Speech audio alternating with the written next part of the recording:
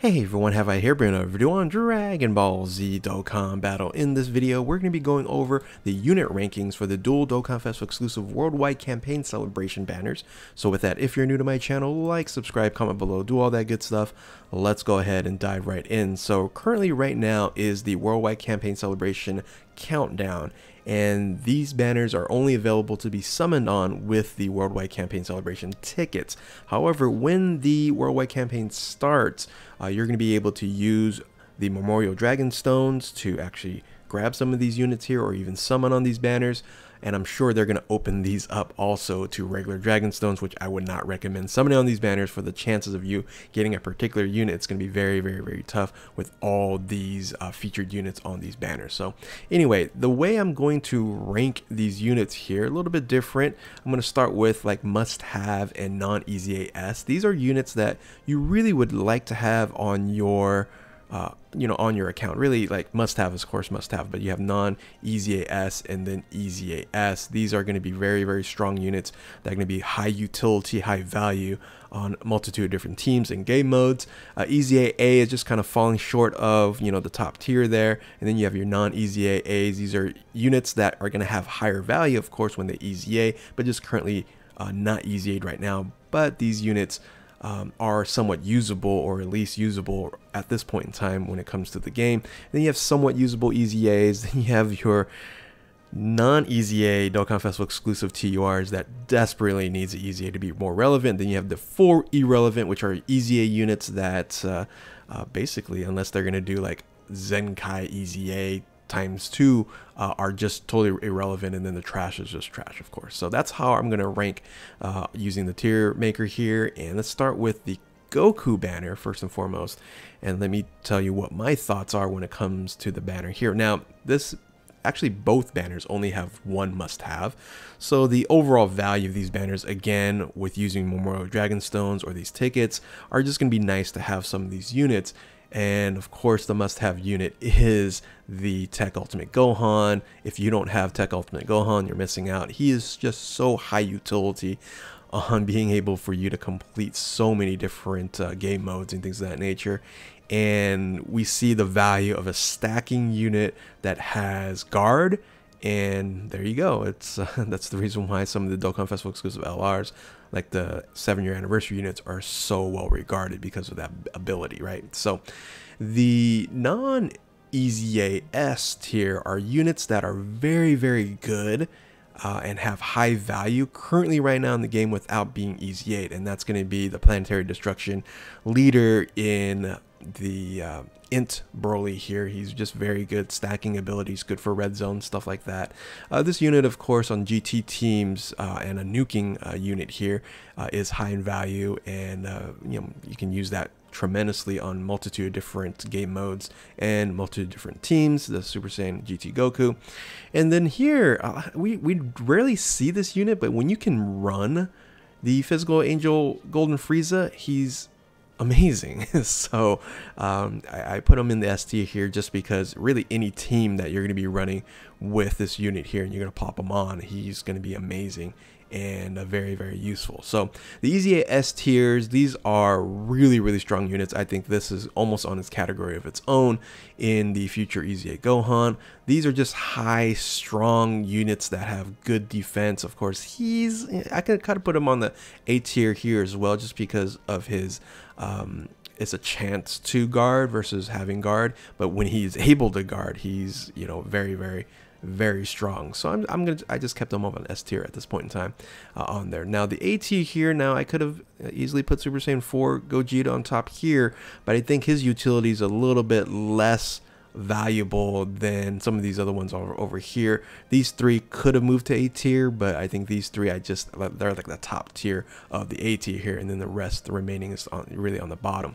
But easily I could have moved these over on top and kind of switched maybe Ultimate Gohan here, but I just kind of kept them here just because I think they're useful on certain teams and in certain game modes, but not really on like a lot of different variations. So the new Turles that just came out, he's very good as a support unit, but primarily you're focusing using extreme teams on there. And of course, extreme teams, hopefully they'll make a lot more, especially the upcoming worldwide celebration with Cooler in having like the top tier extreme teams. Well, you do have Ginyu Force though, right? You have the Ginyu Force. So let's look at then the non-EZA A tier for this banner here, and this unit could have been moved a little bit higher, but you know, his stunning ability is fine. His leader skill is less relevant because of the EZA 2 Pure Saiyan's Evolution Vegeta, right? So I was kind of going, well, is he like S, or I'm just going to put him on top of the A, and I just put him on top of the A here. Same thing for Bojack. Bojack has strong support utility. Same thing for this cooler here. This cooler might EZA, and you're going to move him up way up here. But I think these units are all usable, and then over here is kind of toward the down end of the non-EZA A tier on here. Again, you can use these on various different teams, but really sparsely and in certain situations, right? These are a little bit better on that end, and like I said, I could have moved this, at least the Super Vegeta, up one more slot there, but I just kept them here. I don't know, just for I actually don't know. I just figured that's how I'll rank these non-EZA, and in this case, the A tier here. So these somewhat usable EZAs. These are, you know, kind of older EZAs here. This one's a little bit newer in the Super Saiyan 3 Angel Goku, but again, these are used sparingly. They're going to be particularly usable on less hard events like Red Zone. So you're going to use it for Red Zone. You're going to get kind of wrecked. Now, Janemba maybe can handle a little bit, but overall, you are going to want to use these maybe for like a little bit like Super Battle Royale for like Omega, stuff like that. But somewhat usable, but not overly usable. And then, of course, these are all EZ8. These units here, they're irrelevant now, but they're Dokkan Festival exclusive that not have received the EZA. And once they receive an EZA, they're going to move up a lot higher. But currently, right now, the value of these units are a lot lower than the current scenario.